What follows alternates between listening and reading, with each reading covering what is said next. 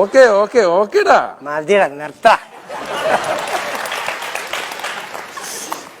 ആ ഗുരുവായൂരപ്പ, ഗുരുവായൂരപ്പന് ഫോൺ എടുത്ത ആ ഗുരുവായൂരപ്പന്റെ ഫോൺ നമ്പർ ഒന്ന് തരാം. ഒരു സെക്കൻഡ്, ഞാൻ തിരിച്ചു വിളിക്കാം കേട്ടോ. ആ ഗുരുവായൂരപ്പന്റെ ഫോൺ നമ്പർ ഒന്ന് എനിക്ക് തരുമോ? എടാ തനിക്ക് എന്താ പ്രശ്നം? എന്താ പിന്നെ ഈ ബസ് സ്റ്റോപ്പിൽ തന്നെ വന്നല്ലോ? എന്തൊരു കഷ്ടമാണ് തന്നെ കൊണ്ട്. ഞാൻ ആരാ തനിക്ക് അറിയാമോ? തന്റെ 2 പിള്ളേർ പഠിക്കുന്ന സ്കൂളിലെ അധ്യാപകനാണ് ഞാൻ. എന്റെ പൊന്നു ദൈവം, ഞാൻ അറിഞ്ഞില്ല സാറേ, സോറി. അല്ലെ, ഞാൻ ഇനി ഇൻചെയ്തൊക്കെ പോയപ്പോ ഞാൻ ഒരു അധ്യാപകന്റെ ലുക്ക് എനിക്ക് വന്നില്ല. അല്ല, നിങ്ങൾ ഇതുപോലെ നടക്കുന്നത് നിങ്ങളെ കണ്ടിട്ടാണ് നിങ്ങളുടെ മക്കൾ ഇതുപോലെ വഷളായി പോകുന്നത്. എന്നെ വഷളായി? നിങ്ങളുടെ 2 പിള്ളേർ എന്റെ പിള്ളേർ എന്ത് ചെയ്യുന്ന പറ, എനിക്ക് മനസ്സിലാവുന്നു. ഇവിടെ തന്നെ ആ PTA മീറ്റിംഗിന് ഇത്ര നാള് വിളിക്കാൻ പറഞ്ഞിട്ട് താൻ ഒന്ന് അവിടം വരെ വന്നോളൂ. ഒന്ന് ഒരു ഉത്തരവാദിത്തമുള്ള തന്താന്നുള്ള തനിക്കൊന്ന് അവിടം വരെ വരാൻ തോന്നി? ഇതുവരെ സ്കൂളിൽ വന്നോ താൻ? അതിന് ഞാൻ പഠിത്തം നിർത്തിയിട്ട് കുറെ നാളാണ്, പിന്നെ ഞാൻ ഇതിന് അങ്ങോട്ട് വരുന്നത്. താൻ സ്കൂളിൽ വരുന്നത് അതിന് വേണ്ടിയല്ല, തന്റെ പിള്ളേരുടെ ശല്യം സഹിക്കാൻ പറ്റാഞ്ഞിട്ടാണ് തന്നെ ഞാൻ സ്കൂളിലോട്ട് വിളിപ്പിച്ചത്. എന്റെ പൊന്നു സാറേ, എന്റെ പിള്ളേരുടെ ശല്യം കാരണം ഞാൻ അങ്ങോട്ട് പറഞ്ഞു വിട്ടു. പിന്നെ അതും പറഞ്ഞു എന്നെ ശല്യം ചെയ്യില്ല പ്ലീസ്. ഇതുപോലെ ഇങ്ങനെ സംസാരിക്കണം. തന്റെ ഈ പിള്ളേരുടെ ഉണ്ടല്ലോ പഠിത്ത കാര്യത്തെ കുറിച്ച് താൻ വല്ലപ്പോഴൊക്കെ ഒന്ന് നോക്കണം. വേറെ പരീക്ഷയുടെ റിസൾട്ട് ഒക്കെ താൻ അറിഞ്ഞോ? എന്റെ പിള്ളേരങ്ങനെ നല്ല ബുദ്ധിയുള്ള പിള്ളേരാണോ? തന്റെ പിള്ളേർക്ക് യാതൊരു ബുദ്ധിയില്ല. ഇത്രയും ബുദ്ധിയില്ലല്ലോ. ഇല്ല, അത് ആ ബുദ്ധി ഇല്ലാത്തതുകൊണ്ടാണ് ഞാൻ ആ ഉണക്ക സ്കൂളിലോട്ട് പറഞ്ഞു വിട്ടത്. ഒരു ബ്രില്യന്റ് ആയിരുന്നെങ്കിലേ ഞാൻ വല്ല ഇംഗ്ലീഷ് മീഡിയത്തിലും പറഞ്ഞു വിട്ടാനെ. എടോ, തന്റെ കൊച്ചിന് ഈ കഴിഞ്ഞ ഓണപ്പരീക്ഷ സമയത്ത് വെറുതെ ഞാൻ ക്വസ്റ്റ്യൻ പേപ്പർ എടുത്ത് കൈയിട്ട് കൊടുത്തിട്ട് ആ വിട്ടുപോയ ഭാഗം ഒന്ന് പൂരിപ്പിക്കാൻ പറഞ്ഞിട്ട് പ്ലിന്തസ്യാന്ന് പറഞ്ഞിരിക്കുക. 2 പേരും വിട്ടുപോയ ഭാഗം പൂരിപ്പിച്ചില്ല. ഒന്നും അറിയില്ല അവർക്ക്. ഞാനൊരു കാര്യം കിട്ടെ, നിങ്ങൾ എവിടെ ഈ ക്വസ്റ്റ്യൻ പേപ്പർ അടിക്കാൻ കൊടുക്കുക? ക്വസ്റ്റ്യൻ പേപ്പർ നമ്മളല്ല, അത് ഗവൺമെന്റ് പ്രിന്റ് ചെയ്ത് തരുന്നതാണ്. അപ്പൊ ഗവൺമെന്റിനോട് പറയണം വിട്ടുപോയ ഭാഗം പൂരിപ്പിക്കാൻ. അല്ല, എന്റെ മക്കളല്ല ഗവൺമെന്റ് വിട്ട് അത് പൂരിപ്പിക്കുന്നത്. എടാ, ഗവൺമെന്റ് തെറ്റ് ചെയ്താൽ എന്റെ പിള്ളേരുടെ തലയ്ക്ക് വെക്കണം. അവരെ കുറ്റം ചാരേണ്ട കാര്യം എന്താ? കെമിസ്ട്രിക്ക് 10, മാത്തമാറ്റിക്സിന് 6, ബയോളജിക്ക് 7, ഫിസിക്സിന് 8. ഈ ബയോളജിക്കും കെമിസ്ട്രിക്കും റോബർട്ടിനും ഗിൽബർട്ടിനും ഒക്കെ എന്ത് കിട്ടുന്നത് എനിക്കറിയണ്ട. എന്റെ മോൻ സുമേഷ് അവൻ എന്ത് കിട്ടുന്നത് എനിക്കറിയാം. ഈ മറ്റുള്ള പിള്ളേരുടെ കാര്യം എന്നെ വിളിച്ചു പറയണം. കെമിസ്ട്രിയുടെ കാര്യം കെമിസ്ട്രി അച്ഛനെ വിളിച്ചു പറയണം. അല്ല, എന്നെ വിളിച്ചല്ലേ കെമിസ്ട്രിയുടെ. കെമിസ്ട്രിക്ക് അച്ഛനും അമ്മയില്ലേ?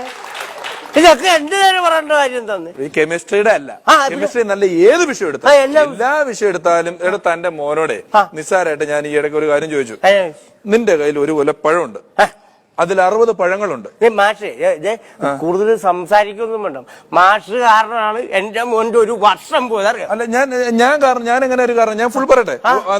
തന്റെ മോന്റെ കയ്യിൽ ഒരു കൊല പഴമുണ്ട്, അതിൽ 60 പഴമുണ്ട്. ഇതിൽ ഒരു പഴം ഞാൻ എടുത്ത് കഴിച്ചാൽ ബാക്കി എത്രയെന്ന് ചോദിച്ചിട്ട് തന്റെ മോൻ അറിയില്ല. തന്റെ മോൻ ഇത് അറിയാത്തത് കൊണ്ടാണ് തന്റെ മോനെ ഞാൻ തോൽപ്പിച്ചത് കേട്ടോ. എനിക്ക് വേണ ജയിപ്പിക്കാൻ. പക്ഷെ നിസ്സാരമായ ചോദ്യം, 60 പഴത്തിൽ നിന്നും ഒരു പഴം എടുത്ത് മാറ്റിയാൽ ബാക്കി എത്ര എന്ന് വെച്ചിട്ട് ഉത്തരം പറയാത്തത് കൊണ്ടാണ് അവനെ ഞാൻ തോൽപ്പിച്ചത്. അത് ശരി. അപ്പൊ നിസ്സാരം ഒരു പഴത്തിന്റെ പേരിലാണോ സാർ എന്റെ മോന്റെ ഒരു വർഷം കളഞ്ഞു? സാറിന് പഴം വേണമെന്ന് ഞാൻ ഒരു കൊല്ലം പഴം മേടിച്ചെന്ന് അറിയാം. ഇത്ര ആർത്തി പാടില്ല സാറ്. നാളെ ഇല്ല പിള്ളേരുടെ പഴമൊക്കെ മേടിച്ചിട്ടുണ്ട്. ഒരു അധ്യാപകന് ചേർന്നാണോ ഒരു പിള്ളേരുടെ പഴം മേടിച്ചിരുന്നത്? പിന്നെ അങ്ങനെ സംസാരിക്കുന്നത്? അല്ല, വേറെ പഴം വേറെ എന്നാ സാറ് പറയുന്നത്? തേങ്ങ. ഇയാളെന്താ പച്ചക്കറിക്കടല്ലായിരുന്നോ? പഴം, തേങ്ങ, വേറൊന്നും ചോദിക്കാൻ. എടോ, ഞാൻ ചോദിച്ചു, ഒരു ചാക്ക് കെട്ടിൽ 10 തേങ്ങ ഇരിക്കുകയാണ്. ഈ 10 തേങ്ങ ഞാനൊരു 2 തേങ്ങ എടുത്തിട്ട് വേറൊരാൾക്ക് കൊടുക്കുന്നു. 10 തേങ്ങ 2 തേങ്ങ എടുത്ത് വേറെ ആൾക്ക് കൊടുക്കുന്നു. ബാക്കി എത്ര ഉണ്ടെന്ന് ചോദിച്ചപ്പോ ഉദാഹരണത്തിന് ആർക്കൊക്കെ ഇവർക്ക് ഞാനിപ്പോ ഒരു ഉദാഹരണം പറയും. ഇവിടെ ഒരു ചാക്കിൽ 20 തേങ്ങ ഇരിക്കുകയാണ്. ഞാൻ ഇതിൽ നിന്നും 10 തേങ്ങ എടുത്ത് സിദ്ദിഖ് സാറിന് കൊടുത്തു. സിദ്ദിഖ് സാറിന് 10 തേങ്ങ കൊടുത്തിട്ട് ഞാൻ നിങ്ങളുടെ മകനോട് ചോദിക്കുകയാണ്, അതിൽ ബാക്കി എത്ര ഉണ്ട്? അത് ബാക്കി കണ്ടില്ലല്ലോ, എവിടെ? ഇവന് ഉത്തരം പറയാൻ അറിയില്ല. സൈലൻസ്. ഞാനൊരു കാര്യം ചോദിക്കും. ഈ ചാക്കിനകത്ത് തേങ്ങ കെട്ടിവെച്ച് ആരാ? ഞാനാണ്. ആണല്ലോ. അതിന്ന് ഈ 2 തേങ്ങ എടുത്ത് സിദ്ദിഖ് സാറിന് കൊടുത്താരാ? ആണല്ലോ. അപ്പൊ നിങ്ങളെ തേങ്ങ എടുത്ത് നിങ്ങളെ മറ്റുള്ളവർക്ക് കൊടുത്തിട്ട് എന്റെ മോനോട് ചോദിക്കേണ്ട കാര്യം എന്താണ്? നിങ്ങൾ തെറ്റിയത് നിങ്ങൾ എന്റെ മോന്റെ തലക്ക് വെക്കേണ്ട കാര്യം. നിങ്ങളുടെ തോന്നിയാസത്തിന് കൂട്ടിക്കാനല്ലേ എന്റെ മോനെ ഞാൻ സ്കൂളിൽ വിടുന്നത്. നിങ്ങൾ ഓരോ തെറ്റിയത് എന്റെ മോന്റെ തലക്കുന്നത്. നിങ്ങൾക്കുണ്ടല്ലോ എന്റെ പിള്ളേരോട് ഈഗോസാ. എനിക്കോ? തന്റെ കാണാൻ കൊള്ളാത്ത പിള്ളേരോട് എനിക്ക് ഈഗോയാ? തന്റെ ഈ പേട്ട് പിടിച്ച പിള്ളേരുടെ എന്നെ പോലെ ഒരു നല്ല ആൾക്ക് ഈ പയ്യനോട് ഈഗോ? എനിക്ക് ഇതിന്റെ ഒരു കാര്യം, ഈ മദ്യപാനികളുണ്ടല്ലോ, ബൈബിൾ വേണം, കീറിയ വസ്ത്രം കൊടുക്കേണ്ടി വരും അവസാനം. പറയട്ടെ, നോട്ട് ദ പോയിന്റ്. എന്റെ പൊന്നു മാഷെ, മദ്യപിച്ചു കഴിഞ്ഞാൽ തുണി പോലും കാണത്തില്ല, പിന്നെ ആ കീറത്തിന്. ഈ എക്സ്പീരിയൻസ് ഇല്ലാത്ത കാര്യത്തിൽ സംസാരിക്കാൻ പറ്റില്ല. എടോ, നമ്മളെ പോലുള്ള വലിയ വലിയ ആൾക്കാരെ കണ്ടിട്ടാണ് മക്കള് പഠിക്കുന്നത്. അടുത്ത തലമുറയാണ് അവര് അച്ചടക്കമില്ലായ്മ, അച്ചടക്ക രാഹിത്യം പഠിക്കുന്നു.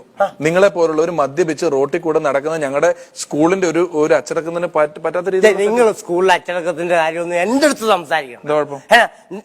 നിങ്ങളുടെ സ്കൂളിൽ അച്ചടക്കത്തിന്റെ ഗുണം കൊണ്ടാണല്ലോ അവിടുത്തെ പിള്ളേരുടെ ഫോട്ടോ ഇന്റർനെറ്റിലും മൊബൈലിലൊക്കെ വന്നിട്ട് അവർ ആത്മഹത്യ ചെയ്തു. ഇല്ല, നിങ്ങളുടെ രണ്ട് പിള്ളേരെ അവിടെ അച്ചടക്കം ഇല്ലാത്തവരായിട്ടുള്ളൂ. Not the point.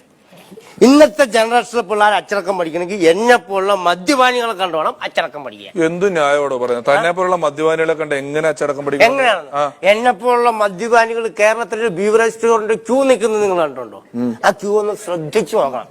ആ ക്യൂ നിൽക്കുമ്പോ ഞങ്ങളുടെ ഭവ്യത, ഞങ്ങളുടെ എളിമത്തം, ഞങ്ങളുടെ ആ ഒത്തൊരുമ, ഇതെല്ലാം കണ്ടു വേണം ഇന്നത്തെ ജനറേഷനിലെ പിള്ളേരെ അച്ചടക്കം പഠിക്കാൻ. അല്ല, നിങ്ങൾ സ്കൂളിൽ പഠിപ്പിച്ചിട്ടൊന്നും ഒരു കാര്യമില്ല. ഇത്രയും ഡീസന്റും ഡിസിപ്ലിനുള്ള നിങ്ങൾ ഏത് ഡിപ്പാർട്ട്മെന്റിലാണുള്ളത്? പിന്നെ ടീച്ചർ തന്ന് പറഞ്ഞു വിടുന്നവരെ നിങ്ങളുടെ കളിയൊക്കെ ഉണ്ടാവുള്ളൂ. അപ്പം ഈ കള്ള് കുടിച്ച് അവനവന്റെ ശരീരത്തിന്റെ ആരോഗ്യം നോക്കാത്തോട്ടാണ് താൻ പോലും ഇപ്പം ഒരിടത്ത് പോയി തന്നെ ഒന്ന് പ്രസന്റ് ചെയ്യാൻ പറ്റുള്ളൂ. ഞങ്ങളുടെ PTA മീറ്റിംഗിന് വന്നാൽ വരുന്ന 10-30 രക്ഷിതാക്കളിൽ ഏറ്റവും വൃത്തിയായിട്ട് ആള് താനായിരിക്കും. ഞാനോ? പിന്നെ ഞാനോ? അല്ല, അത് ഞങ്ങൾ സംസാരിക്കും. എന്നെ എന്ത് കുഴപ്പം? എന്താ ഷെഹ്റുഖ് ഖാനാന്ന് പറഞ്ഞാണ് നടക്കുന്നത്? ഒരു തരം കറുപ്പും ഷേവ് ചെയ്യാത്ത താടിയും ഒരു തരം തലമുടിയും ഒരു ആകെ മൊത്തം ഒരു വാളംപുളി എടുത്ത് വെച്ചേക്കുന്ന പോലെ ഇരിക്കും. പറഞ്ഞില്ലേ, എനിക്ക് ചമ്മൽ വരുന്നുണ്ട് കേട്ടാ. അതെല്ലാം ഞാൻ കറുത്തു. എന്താ എന്നാന്നറിയാം? എന്നെ പ്രസവിച്ച സമയത്ത് ഒരു നേഴ്സ് ചതിച്ച